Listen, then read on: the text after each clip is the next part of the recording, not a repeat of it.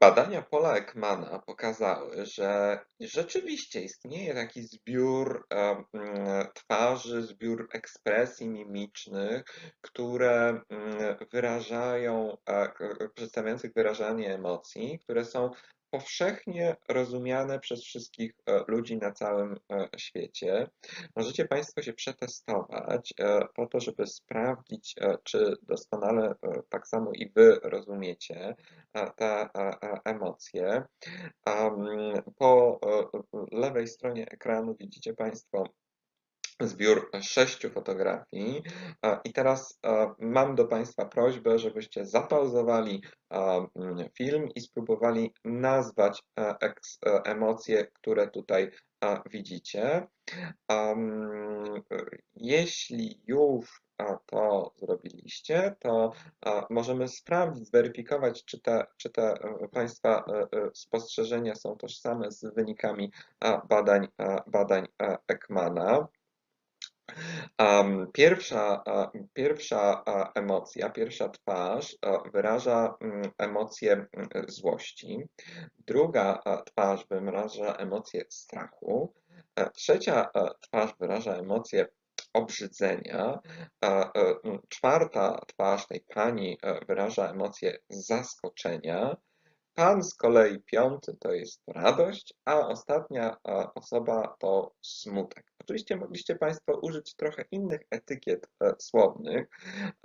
Te etykiety nie są tutaj kluczowe. Kluczowe jest to, że potrafiliście, myślę, że większość z Państwa potrafiła bez problemu zidentyfikować tych 6 podstawowych emocji. Chcę zwrócić Państwu uwagę na jeden fakt, że spośród tych 6 emocji tylko jedna to jest emocja pozytywna, podczas gdy wszystkie pozostałe to są emocje negatywne. To nie jest przypadek. To nie jest przypadek, że ludzie postrzegają emocje pozytywne jako mniej zróżnicowane niż emocje negatywne. Dlaczego tak jest? Musimy się odwołać do komunikacyjnej funkcji emocji. Emocje negatywne czy doświadczanie emocji negatywnych może komunikować intencje i ta intencja jest bardzo istotna, żeby ją ocenić, bo jeżeli ktoś jest zły na nas, wyraża złość, to jego intencja potencjalnie może nas skrzywdzić i potencjalnie możemy spodziewać się czegoś złego od tej osoby. Natomiast jeżeli ktoś wyraża smutek, to zupełnie inaczej powinniśmy zareagować, prawda? Te emocje negatywne wiążą się z nami z dużym ryzykiem. I to ryzyko wymaga od nas tego, żebyśmy byli w stanie precyzyjnie różnicować poszczególne stany negatywne.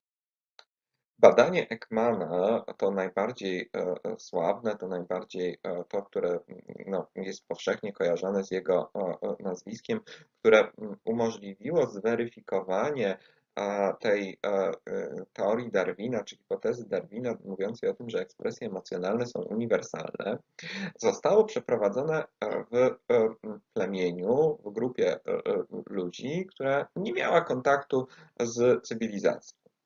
Pojawiają się oczywiście pewne trudności wtedy, takie metodologiczne, natury metodologicznej w przeprowadzeniu tego typu badania, ponieważ tak jak Państwo przed chwilą posługiwaliście się językiem w określaniu emocji, język jest nie najlepszym narzędziem do tego zadania. Ten, ta jego słabość wynika z faktu, że bardzo trudno w sposób jednoznaczny przetłumaczyć określone pojęcia z jednego na drugi język. Jeżeli ktoś próbował tłumaczyć z polskiego na angielski albo z angielskiego na polski jakiś tekst, to zdaje sobie dokładnie sprawę z tego, że znaczenie słów w dużej mierze zależy od kontekstu. Nie da się jednoznacznie przetłumaczyć bardzo często etykiet słownych. Wiele słów angielskich często tłumaczonych jest na jedno słowo polskie. Jeżeli mamy słowo polskie, to trudno bez kontekstu zgadnąć, na jakie słowo angielskie ono powinno zostać przetłumaczone. Proszę Państwa, Ekman wpadł na taki pomysł, że należy przedstawiać zdjęcia prezentujące ekspresje mimiczne ludzi pochodzących z kultury amerykańskiej, Amerykanów, proszonych o to, żeby wyrażali pewną bazę, pulę podstawowych emocji, które Ekman uważał za takie, które no, można by przebadać, które można by pokazywać, które są obiecujące pod tym względem. Ale badanie prowadzono zupełnie inaczej. To znaczy nie pytano, nie pokazywano badanym zdjęcia i dobierz etykietę emocji, nazwę, co dana osoba odczuwa, tylko czytano członkom plemienia pewną historyjkę. No wyobraź sobie, że mężczyzna A wyszedł na polowanie, wrócił po 2 dniach z tego polowania i zauważył, spostrzegł, że jego dom został zmieciony przez powódź. I wybierz teraz spośród tutaj przedstawianych Tobie 3 fotografii, tą, która wyraża emocję, która byłaby odpowiednia, która pasowałaby do tej sytuacji przedstawionej w historyjce. No i proszę Państwa, badani mieli za zadanie wybierać jedno z tych 3 zdjęć. To jest oczywiście o wiele lepsza metoda badawcza niż badanie, którym trzeba byłoby posługiwać się tylko i wyłącznie etykietkami słownymi, ponieważ te etykietki słowne są bardzo zmienne, a de facto Ekmanowi i Friesenowi chodziło o to, żeby móc badać ekspresje emocjonalne, ich dopasowywanie do konkretnych życiowych sytuacji. Proszę Państwa, okazało się, że w ponad 92% przypadków trafnie wskazywano na twarz wyrażającą radość, 85% złość, 83% wstręt, 81,5% strach, 79% smutek i 68% zaskoczenie. Inne emocje zostały odrzucone z powodu tego, że ten wskaźnik trafień zbliżał się do losowego 33%. Proszę Państwa, oczywiście to badanie trzeba było powtórzyć.